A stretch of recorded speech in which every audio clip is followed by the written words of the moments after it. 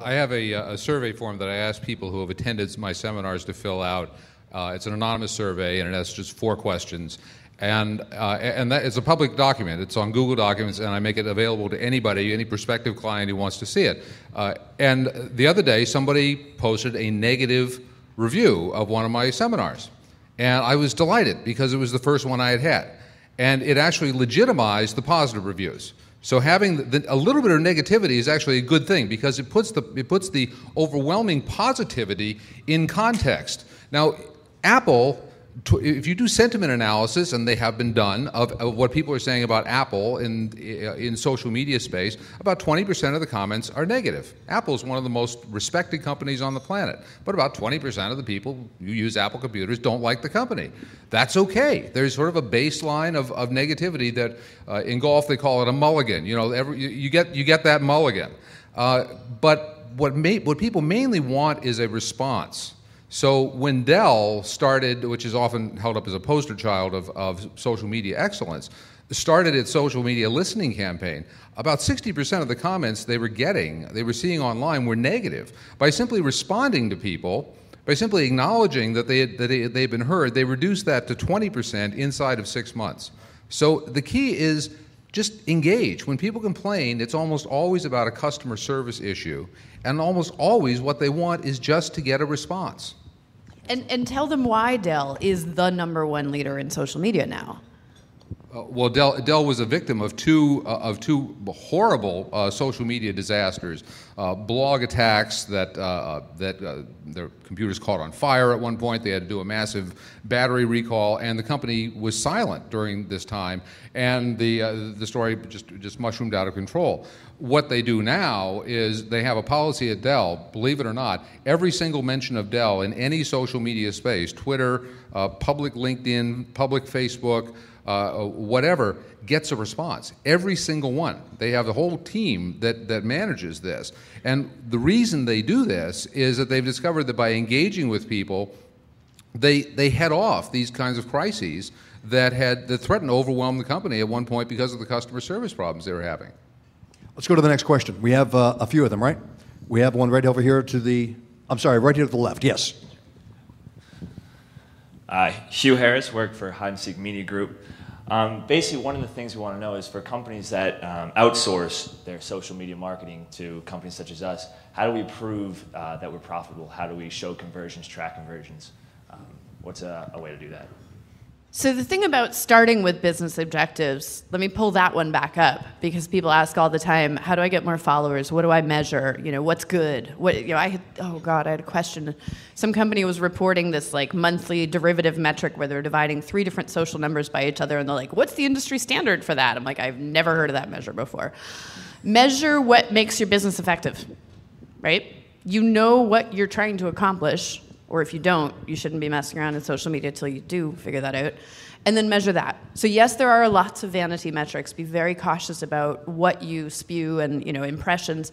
We, no disrespect to radio and television, we had to learn a way to get by in advertising and Marcom that was based on so much doubt, so much uncertainty, such imprecise numbers. What does a billboard really do for my business? And so we got used to spewing a lot of pretty meaningless metrics without really ever questioning it because gosh, there was no other currency.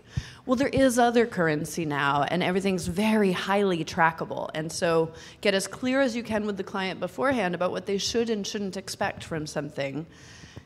And then measure the thing they're trying to get done and talk about what worked and what didn't. And, help them think a bit more expansively too, because it's not dollars to donuts yet. It's not this straightforward, I do this, I get that.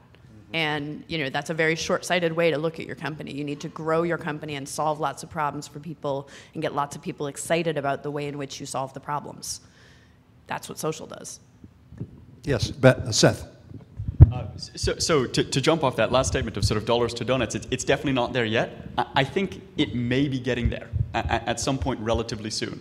And one of the biggest things that we've seen in the last year working on Scavenger is that, well, we can drive huge amounts of impressions and we can drive huge amounts of comments and activity and engagement and actual time at the store and time playing with certain products and experiencing certain things. The final frontier, until we figure out what the next final frontier is actually tying that to transactions. And right now, I think a lot of the businesses we work with and a lot of the brands we work with and a lot of people say, hey, it's really cool that that campaign with Buffalo Wild Wings had 58 million impressions on Facebook and Twitter. How many dollars did that drive me? And no one has an answer to that yet. But one of the things that that Scavenger's been doing as a company and that we take really seriously is trying to answer that question. And a couple months back, we launched this pilot called Level Up to test out really game mechanics in a transactional space to see if we could actually drive transactions and create loyalty and create engagement in many of the same ways that Scavenger does, but where the mode of social interaction isn't a check-in or a location-based interaction, but is actually a transaction, is actually money flowing through. And we launched a partnership with American Express, and we're working with a bunch of other interesting people to sort of get as smart as we can about how to start thinking about transactions, swipes, actual interactions at the cash register as a very strong location-based signal. Can't be stronger. You're there doing a real transaction. As a very strong social signal, you've actually made a commitment to that brand, to that business, and starting to use the same tools that we use to drive incredible amounts of social activity to use those same mechanics to drive incredible amounts of trackable, loyal, engaged, transactional activity. And we're not there yet, but it's getting there. And I think through some of the things that we're doing, through some of the things that other people are doing, you'll start to see more and more attributable derivatives, not sort of fun divided metrics, but more and more attributable metrics of what social media can achieve for the bottom line and also for sort of the top social media line. I think it's useful to distinguish between the set of activities you do to drive engagement and the set of activities that you do to drive activation. So engagement are a set of very visible metrics, and I think companies are getting better and better at understanding, what is our level of penetration of our audience? To what extent are they connected to us? To what extent are they responding to our message? And all those things are important. They're sort of leading indicators on business value because they create social equity that you can, measure over time. But I think that there's another set of activities that we think of as activation that at the end of the day are about converting that goodwill out in the world into some tangible business result. And I think that it's great to have emphasis on engagement, but it's important to keep in mind that at the end of the day, it's a means to an end.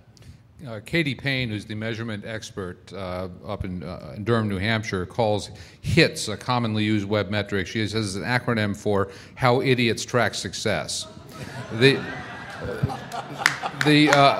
We measure the wrong stuff. We look at traffic. We look at page views. That stuff is meaningless.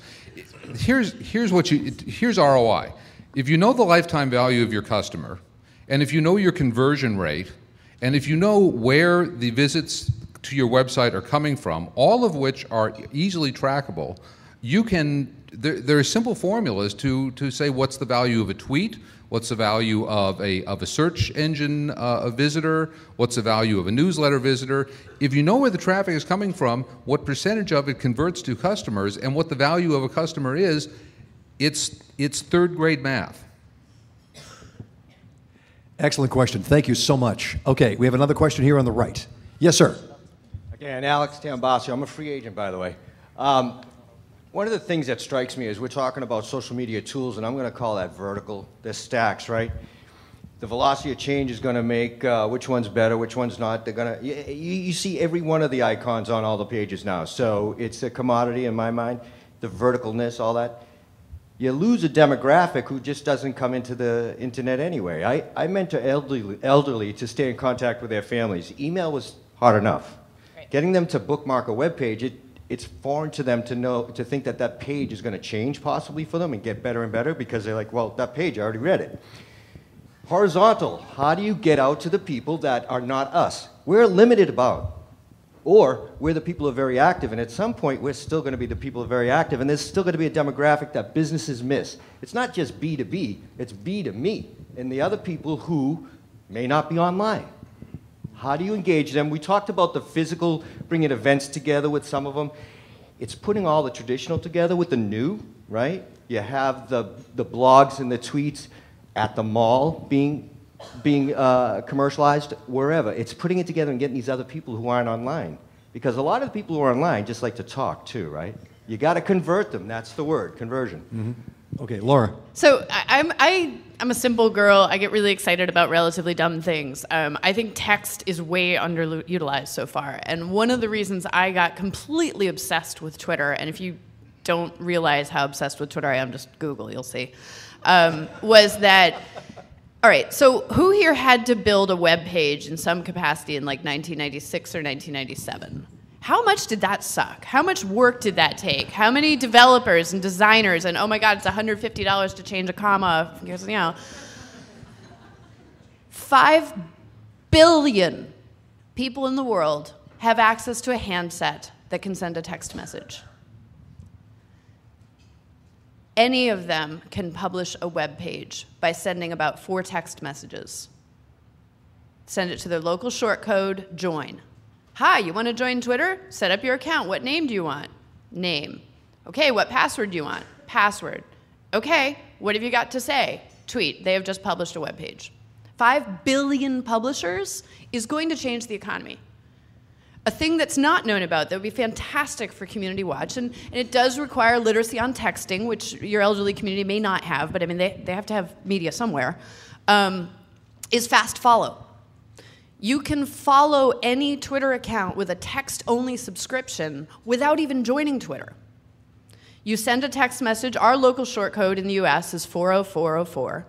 You send a message to that short code that is just F, or the whole word follow if you really like typing, space, and then the username, right? So anybody in your neighborhood could subscribe to the Boston Police Department feed and get the text updates to their phone without ever going online, without ever having to understand that. I think the other really interesting things I've seen, last night if you were watching, how weird were they? The NHL awards?